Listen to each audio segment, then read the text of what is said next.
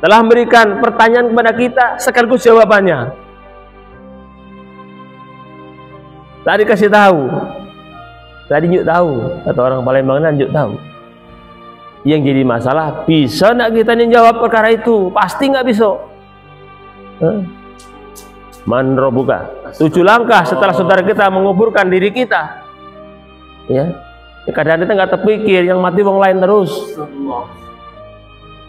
Maka malaikat akan datang kepada kita, bertanya kepada kita, siapa Tuhanmu? Kalau sekarang kita bisa jawab, bisa. Anak kecil bisa, orang kafir pun bisa. Allahu Rabbi misalnya sekarang. Tapi nanti dikubur tadi Pak, Masya Allah, belum tentu.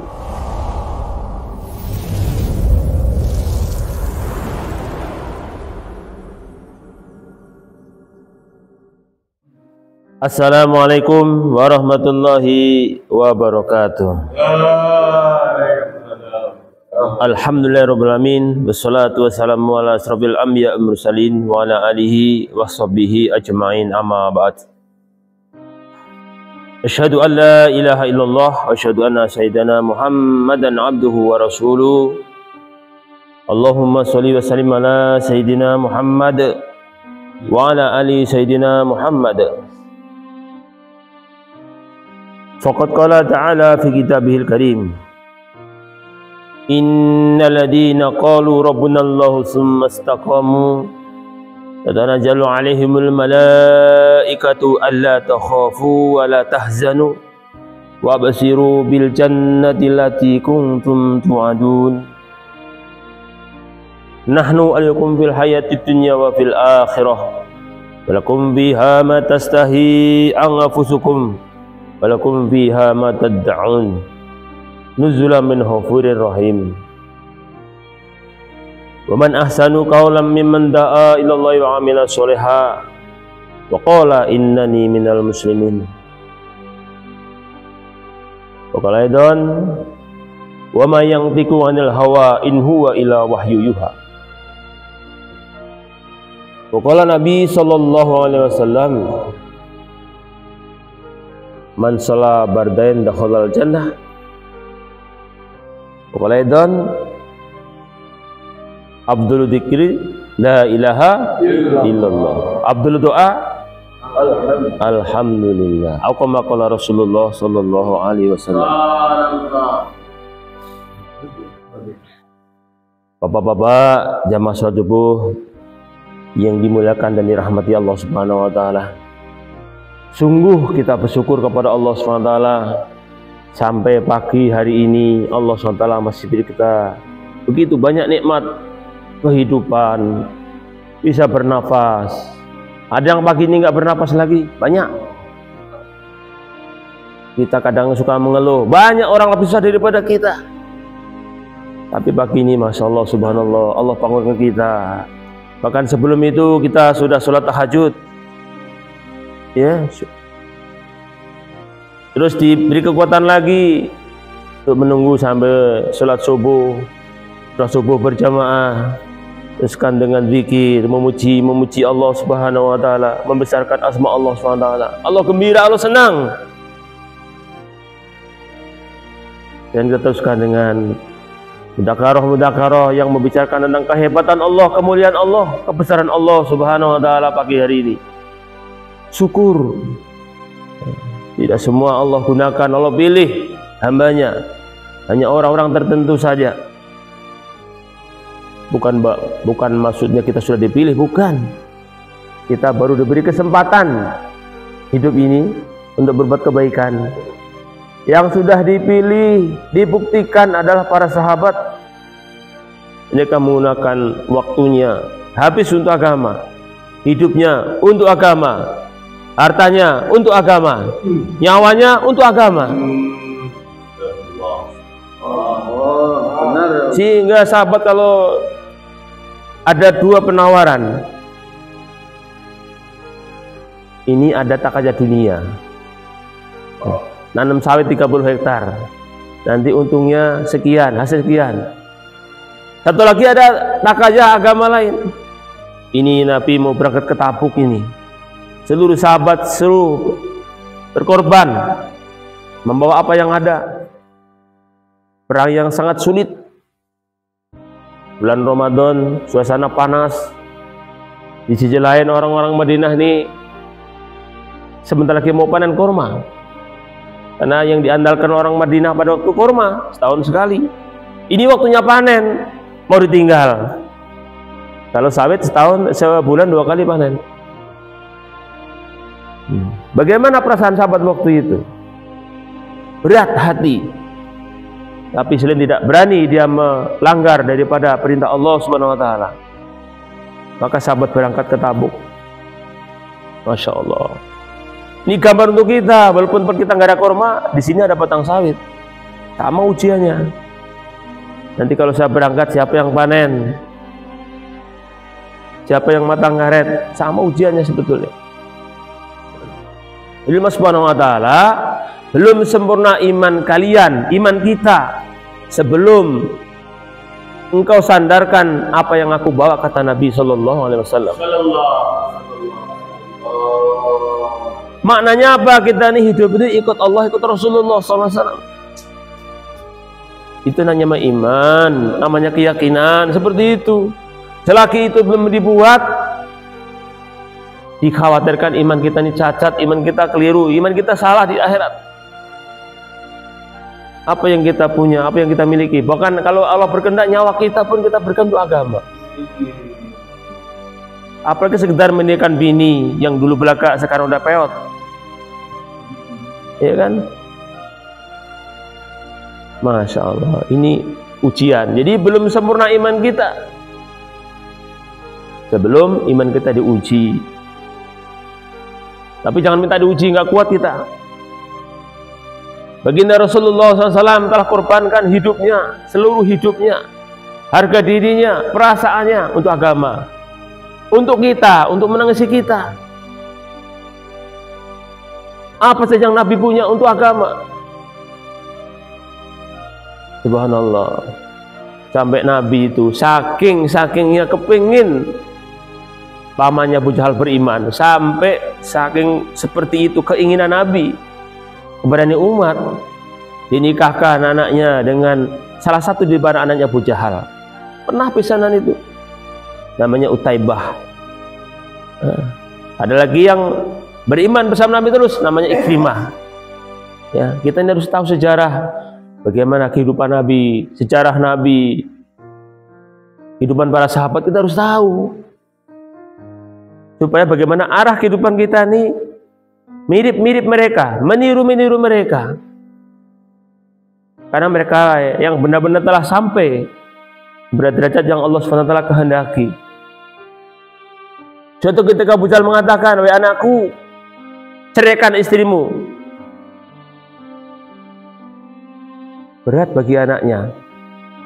Tapi karena ketaatan mereka kepada orang tuanya, akhirnya diceraikan istrinya itu. Anaknya Rasulullah SAW. Subhanallah. Sudah itu apa kata Utaibah tadi? Dengan kurang ajarnya dia mengatakan, "Nih anakmu aku kembalikan dengan engkau. Aku tidak sudi nikah dengan anak kamu itu." Kemudian mereka dengan kurang ajarnya juga, itu Nabi diludahi oleh Utaibah tadi. Bagaimana perasaan Nabi dalam membangun ini agama? Akhirnya apa kata Nabi? "Ya Allah, semoga Utaibah ini tercapik-capik oleh harimau," katanya. Udah saking begitu, Allah Akbar, kita bisa bayangkan, Pak, anaknya dicerai, dikembalikan dalam seperti itu, dan Nabi diludahi sambil mengatakan sumpah serapah tadi. Allah SWT, berjalannya waktu, betul rupanya suatu ketika Utaibah ini dalam perjalanan ke Syam, mereka kafilah yang mau berdagang ke Syam. Satu malam dia nginap, dia bermalam di satu perjalanan. Tetapi mereka sudah tahu, sudah merasakan Apa yang dikatakan Nabi pasti benar, pasti akan terjadi.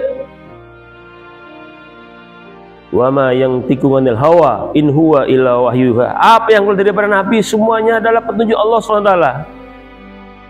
Bimbingan Allah Subhanahu wa taala, wahyu daripada Allah Subhanahu wa taala.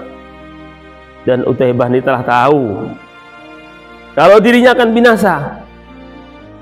Maka apa diperintahkan kawan-kawan? Ayo kawan-kawan, tolong pagari diri saya. Saya mau tidur di tengah, kalian tidur di pinggir, katanya. Ketika kantuk menyerang satu malam dalam perjalanan ke Syam itu, betul datang seekor harimau. Dan dia tidak mau dia makan yang di pinggir-pinggir, nggak mau. Dia cari tengah itu yang namanya Utaibah, sehingga dicapik-capik sehingga dia binasa mati. Jadi apa yang dikatakan oleh Nabi itu pasti terjadi, pasti benar. Dan banyak kisah-kisah seperti itu. Termasuk Ubay bin Khalaf yang waktu itu ingin membunuh Nabi. Hari ini aku harus membunuh Nabi, harus membunuh Rasulullah, harus membunuh Muhammad. Kalau hari ini gagal, celaka aku, katanya. Ketika kesempatan itu datang, maka Nabi ambil satu lembing, satu tombak, dia lemparkan sehingga menggores sedikit leher daripada Ubay bin Khalaf. Tapi Ubay bin Khalaf ini dia telah menjerit, meraung-raung seperti kesakitan. Kawan-kawan mengatakan, oh itu tidak apa-apa, itu cuma tergores saja itu. Tapi Ubay bin Khalaf telah meyakini bahwa Nabi telah mengatakan, insya Allah aku yang akan membunuhmu, dan aku yakin bahwa aku akan binasa di tangannya. Seperti itu. Jadi apa yang dikatakan Nabi pasti terjadi dan pasti benar. Hari ini bagaimana iman kita? Hari ini bagaimana iman kita? Nabi telah menunjukkan jalan ke surga. Hati-hati, sebelah kiri ada jurang ke neraka. Ini bukti, nggak usah kita jawab, tapi praktek dalam kehidupan hari-hari itulah jawabannya. Kita lebih suka mana, cinta mana? Perintah Allah, perintah Nabi, atau nafsu kita sendiri? Kita apa-apa pengen banyak, ingin meningkat, sampai bini pun pengen meningkat. Tapi bagaimana perintah Nabi?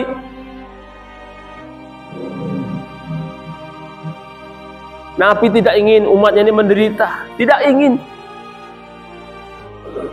umatnya susah. Jangankan kita orang Islam, orang Yahudi mati saja Nabi telah menitikkan air mata. Ya Rasulullah, kenapa engkau menangis? Ini yang mati bukan orang Islam.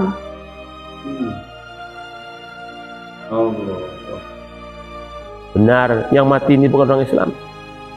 Seandainya aku sampaikan dakwah aku kepada dia dan dia menerima Islam, tentu nasibnya tidak akan seperti ini. Nabi tahu orangnya akan diazab selama-lamanya. Yahudi ini yang mereka mati tanpa membawa iman. Seandainya aku dakwah lebih dulu sebelum dia wafat, sebelum dia mati, dan dia terima Islam, maka dia akan selamat. Begitulah sayang Nabi kepada umat.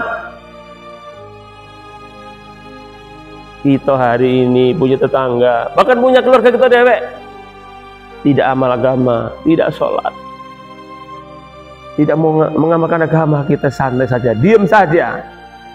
Apa ini namanya kasih sayang? Nabi telah Isra Mi'raj, melihat surga, melihat neraka.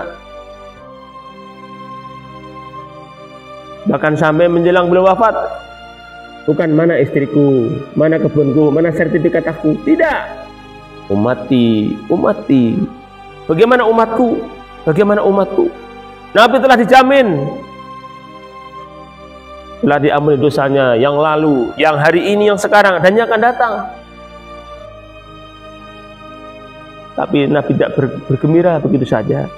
Umati, umati. Bagaimana umatku? Bagaimana umatku?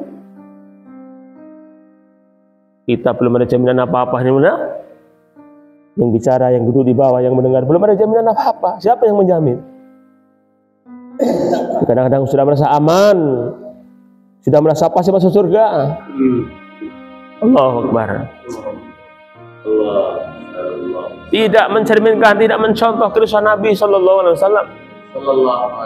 Bahkan ketika cucu Nabi, suatu ketika dia cium, dia kecup daripada mulutnya, satu dikecup di lehernya. Siti Fatimah mengatakan, ya Rasulullah, kenapa kau buat demikian? Tidak seperti biasanya. Cucu engkau, anakku Hasan dan Husain, kenapa engkau kecup satu di mulutnya, satu di lehernya?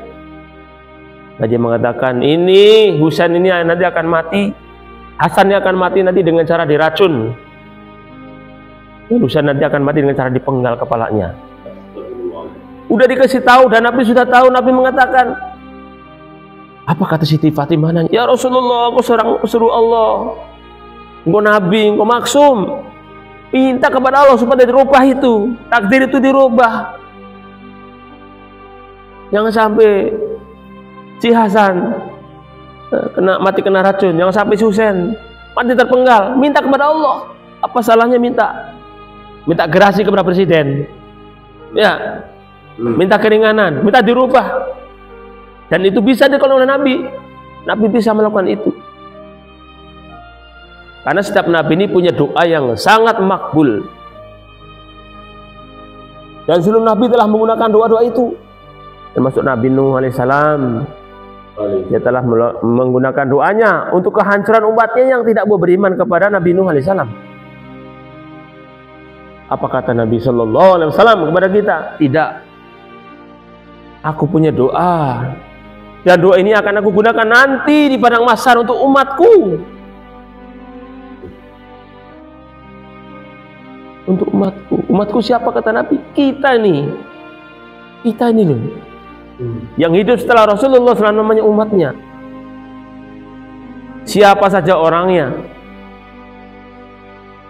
Ketika Nabi SAW diutus dan tidak ikut Nabi, tidak ada jalan keselamatan.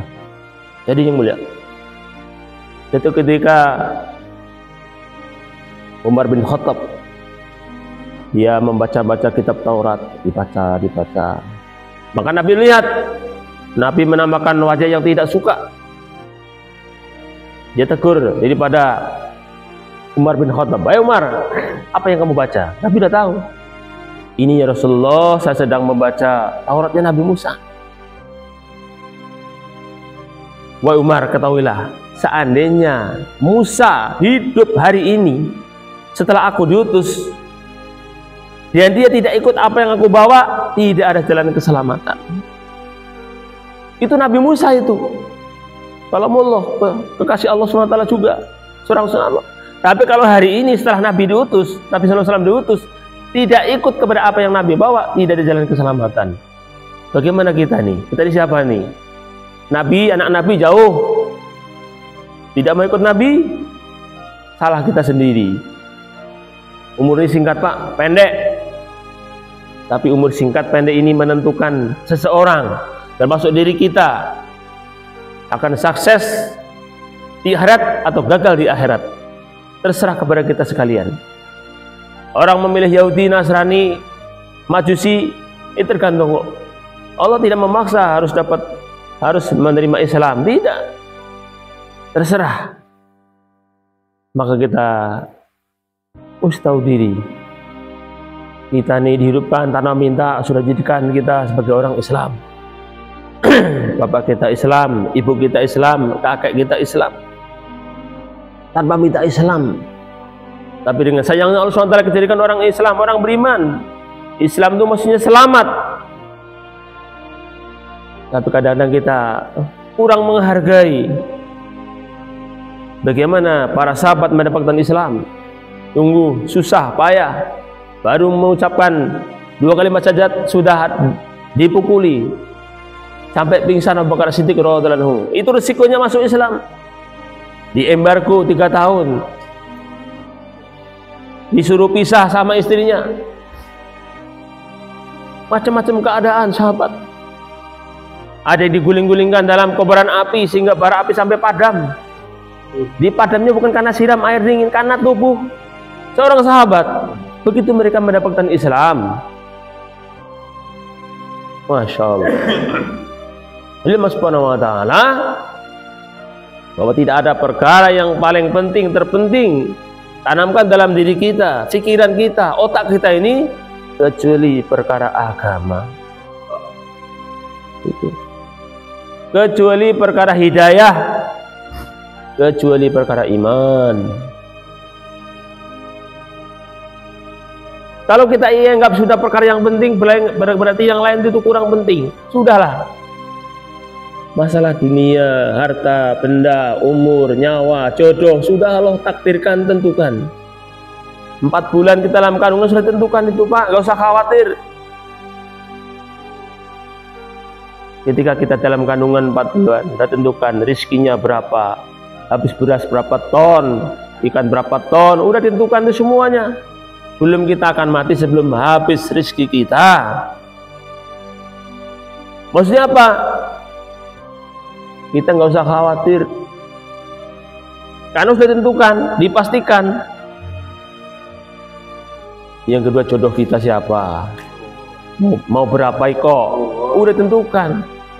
Ya. Terus mati kita di mana, dengan cara apa, sudah ditentukan. Nah sekarang ini ada perkara yang belum pasti, belum ditentukan. Apa itu? Keselamatan kita, Pak.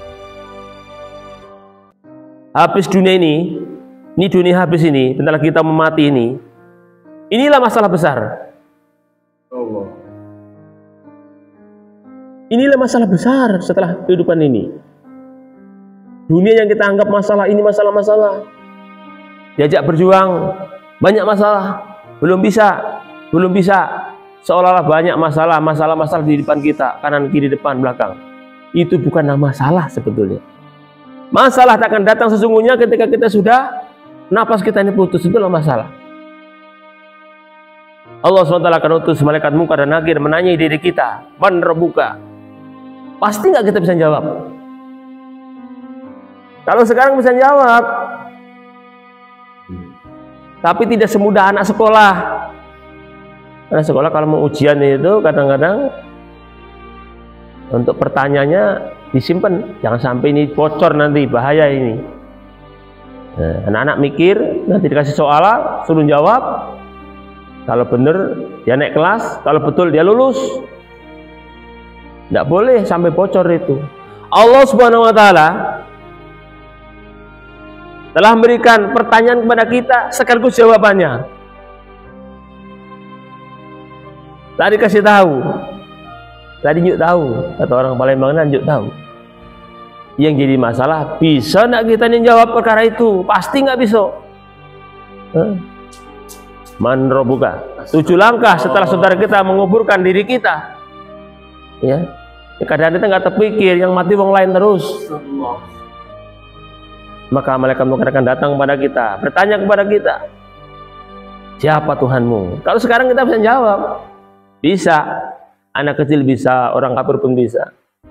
Allahu Rabbi misalnya sekarang. Tapi nanti dikubur nanti, Pak, Masya Allah, belum tentu. Inilah masalah. Sebab kalau di alam kubur kita sudah bisa menjawab pertanyaan Munkar Nakir itu, kita akan lebih mudah alam-alam selanjutnya. Tapi kalau dikubur sudah jadi masalah, ini akan jadi masalah selamanya. Bukankah ini perkara yang penting? Kalau orang memikir ini perkara penting, apakah sudah umur 40, 50, 60, aku baru 30. Bukan begitu, mati nggak pilih-pilih, milih yang tua dulu, yang sakit dulu, tidak. Kadang seger bugar mati, anak kecil mati, kita sudah tahu kanan kiri kita nih. Dan kita kadang-kadang yang jadi masalah tuh yang mati wong lain terus. Kita belum, kita masih lama, masih 1000 tahun lagi kita nih mau hidup. Allah Subhanahu wa Ta'ala, inilah perkara yang penting. Kalau ini kita nggak penting, tentunya kita tidak akan berleha-leha, bersanteria, tidak.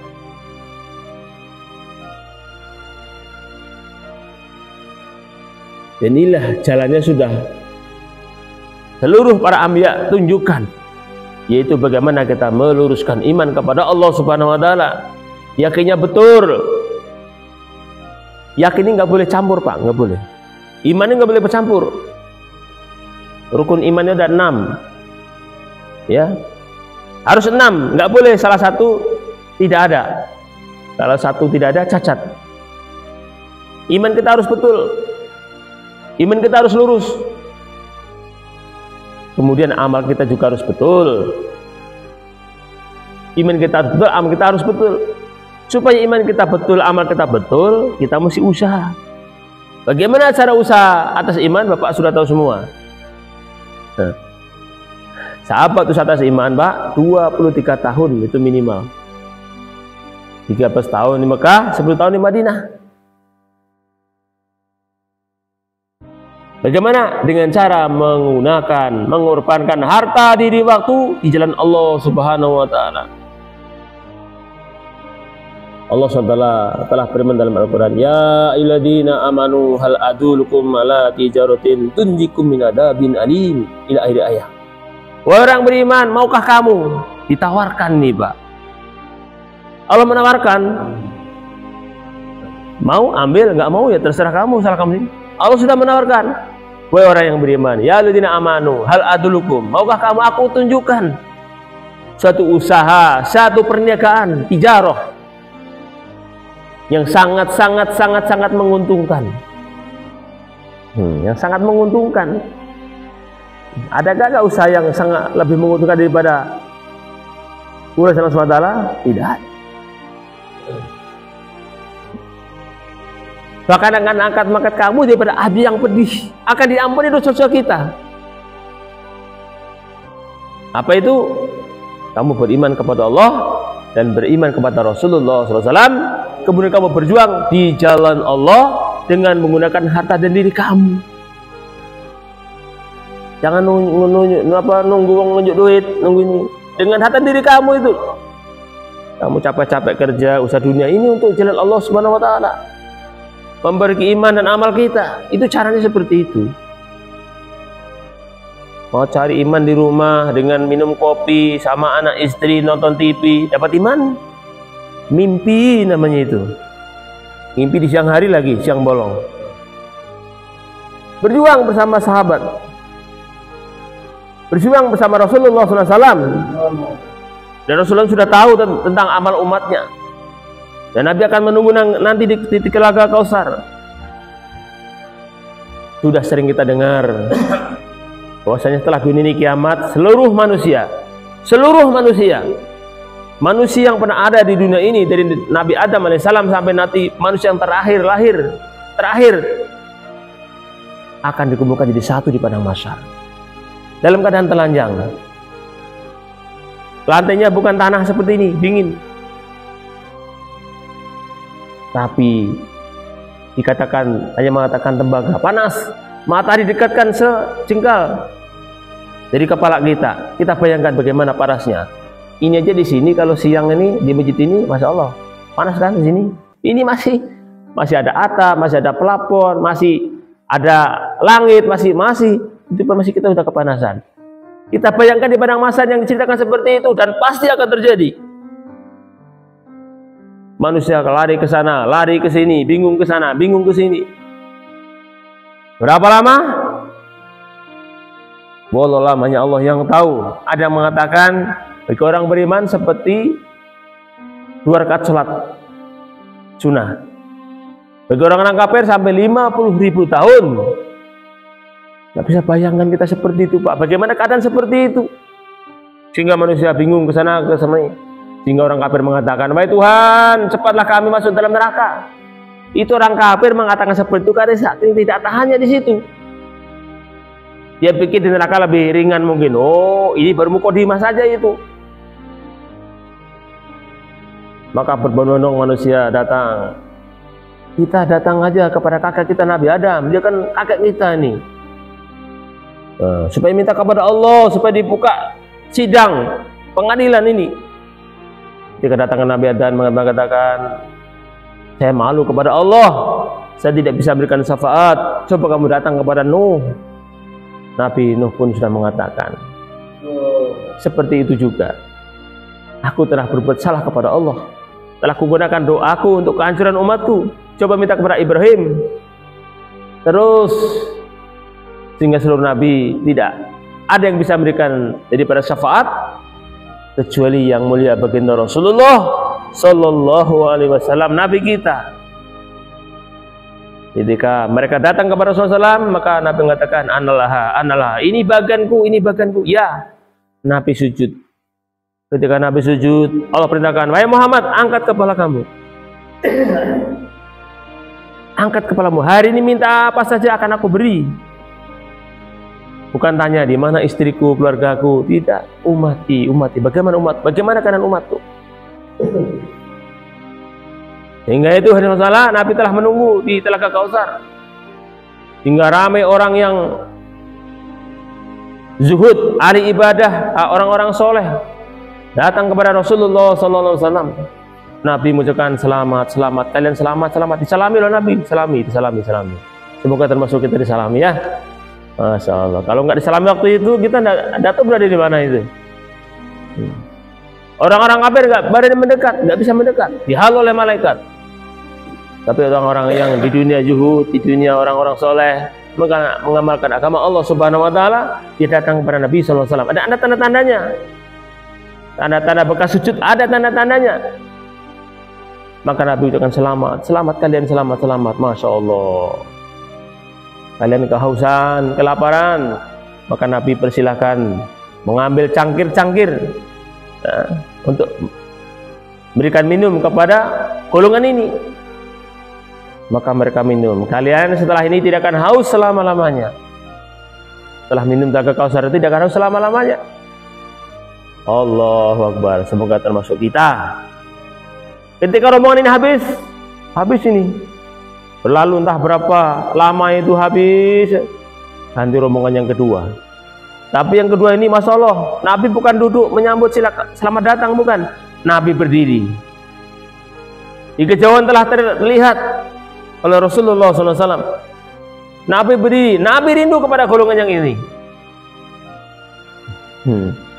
Kemudian Nabi bukan sekedar salaman, tapi memeluk orang ini nih. Rombongan ini dipeluk. Kira-kira Pak, kalau disalami dengan dipeluk, kira-kira itu dekat yang mana? Itu dipeluk. Bapak salaman sama Kapolres, salaman. Tapi ada seseorang ini salaman terus dipeluk. Dekat yang mana kira-kira? Ini baru Kapolres loh. Belum Kapolda, belum Presiden. Nabi rindu kepada rombongan ini. Kemudian Nabi memberikan minum kepada rombongan yang ini tadi, bukan dengan cangkir. Itu masih pakai alat, pakai media. Tapi dengan tangan yang mulia Rasulullah SAW sendiri diambilkan. Masya Allah. Semoga termasuk kita itu. Ya sekarang baru cerita Pak, dongeng boleh gitulah, tapi pasti nanti di akhirat apa yang akan pasti akan terjadi seperti itu. Ya kita di golongan yang mana? Terus selesai ini rombongan yang kedua ini, Masya Allah, Nabi memeluk. Nabi berikan minum dengan tangan yang mulia Nabi sendiri. Ketika rombongan ini selesai Pak, datang lagi rombongan lebih banyak lagi daripada yang ini, lebih banyak daripada yang satu yang kedua. Masalahnya apa? Ketika mereka mendekat, malaikat menghalau mereka. Pergi kalian. Maka Nabi mengatakan, "Hai malaikat, kenapa engkau halau mereka? Bukankah mereka umatku?" "Benar ya Rasulullah, mereka umat engkau, mereka umatmu. Kenapa engkau halau mereka? Seandainya engkau tahu bagaimana mereka hidup di dunia, engkau tidak akan mengatakan mereka umatmu." Naudzubillah min dzalik. Bagaimana kalau seperti keadaannya, Pak? Lah bagaimana mereka hidup sepeninggalku, kata Nabi sallallahu alaihi wasallam kepada malaikat. Mereka telah meninggalkan perintah-perintahmu, meninggalkan sunnah-sunnahmu. Bahkan ada orang mengamalkan sunnah, mereka olok-olok. Masih muda pakai janggut kayak kambing misalnya, pakai sorban kayak wali misalnya, macam-macam perkataan-perkataan yang tidak suka dengan apa yang telah dibuat oleh Rasulullah SAW, yang diteruskan oleh para sahabatnya, para umatnya ini. Bukan lagi cinta sunnah, orang amal sunnah pun malah dihina. Hari ini sudah modern, gigi pakai kayu, kan sudah ada Pepsodent, nah, misalnya itu contoh. Sudah tidak mengamalkan sunnah, menghina sunnah lagi. Sungguh satu sunnah Nabi lebih berharga daripada 7 petala langit, 7 lapis bumi. Satu sunnah saja. Jadi sunnah itu nggak ada yang kecil. Semuanya sunnah besar sisi Allah Subhanahu wa taala. Hari ini banyak orang mengaku sebagai umat Nabi. Banyak. Tapi itu banyak yang mengaku, pengakuan yang palsu. Yang paling penting bagaimana? Di akhirat diakui, itu yang paling penting. Supaya diakui, maka di dunia kita kerjakan perintah Nabi. Amalkan daripada sunnah Nabi. Sunnah Nabi yang paling besar adalah dakwah. Khuruj fi sabilillah, keluar di jalan Allah Subhanahu wa taala. Ajak ini umat. Karena umat sudah jauh daripada agama. Umat sudah jauh daripada masjid. Masjid di mana-mana kosong, di mana-mana sedikit. Allah, ini fenomenanya seperti itu di mana-mana. Di mana-mana itu seperti itu. Allahu Akbar. Kita mesti punya keresahan. Mesti punya usaha juga. Risau dan gerak. Risau dan gerak. Datangi dari kampung ke kampung, lorong ke lorong, rumah ke rumah, ketuk pintu. Walaupun becek-becek banjir, tidak ada masalah. Semoga becek-becek kita, banjir kita, debu-debu yang nempel kaki kita akan jadi tameng asap api neraka. Begitu yang disampaikan dalam adat bab Jaula, sehingga kita rening-rening. Semoga kaki ini jadi tameng api neraka. Ah, begitu. Susah payah untuk agama. Susah payah untuk agama. Tinggalkan sementara kampung halamannya, rumahnya, pekerjaannya, hartanya. Sementara nanti suatu saat akan ditinggalkan, bukan sementara, selama-lamanya. Kapan? Kalau Israel sudah mentaskil diri kita. Hari ini berangkat hari ini. Kaget dulu Israel, aku masih belum selesai, itu masih nanam lagi 2 hektar lagi. Nggak ada urusan. Lalu hari ini berangkat. Dan itu pasti akan terjadi. Jadi mimpi itu, mati itu seperti mimpi. Kita tuh semalam tidur mimpi. Ada mimpi ketemu ulama, tahu-tahu terbangun. Oh, mimpi. Ada yang mimpi ketemu bidadari, indah, pacaran kemana-mana. Tahu-tahu mimpi. Oh, ada yang mimpi dikejar-kejar orang, mimpi. Begitu bangun, oh, cuman mimpi. Mati juga begitu, mati. Begitu nyawa kita hilang, keluar, tahu-tahu udah di kuburan. Loh, kok ini tanah pada masuk ke tubuh kita? Nah, itu seperti itulah namanya mati. Tahu-tahu sudah di kuburan. Enak kalau mati dikasih kabar dulu, setahun lagi, sebulan lagi, ya, bisa persiapan maksudnya. Ini nggak ada persiapan. Allah SWT, kenapa Allah SWT tidak memberikan kabar tentang kematian kita kapan ini? Supaya manusia buat persiapan. Itu namanya iman, keyakinan. Maka modal kita adalah umur kita ini. Masya Allah. Ini nanti tanggal 17-18 Mei ada acara pertemuan umat Islam se-Sumatera Selatan di Sri Gunung sana, Pak.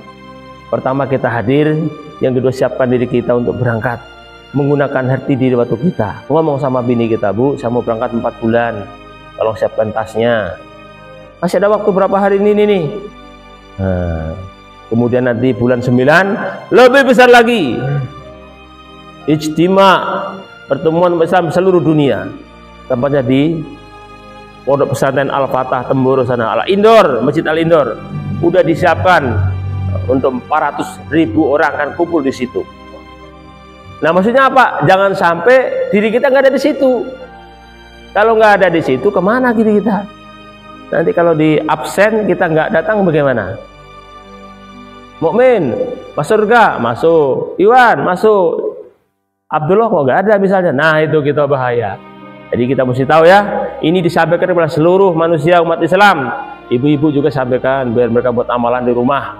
Mungkin baca Yasin, mungkin puasa Senin Kamis. Diingatkan supaya pertemuan Islam ini sukses. Suksesnya bukan kumpul banyak-banyak ketemu kawan, tapi nanti banyak dikeluarkan rombongan-rombongan untuk mempersiapkan Allah SWT di kutub-kutub utara, selatan, di seluruh dunia. Yang jauh, yang dekat, silahkan. Semuanya lihat semua insya Allah ya.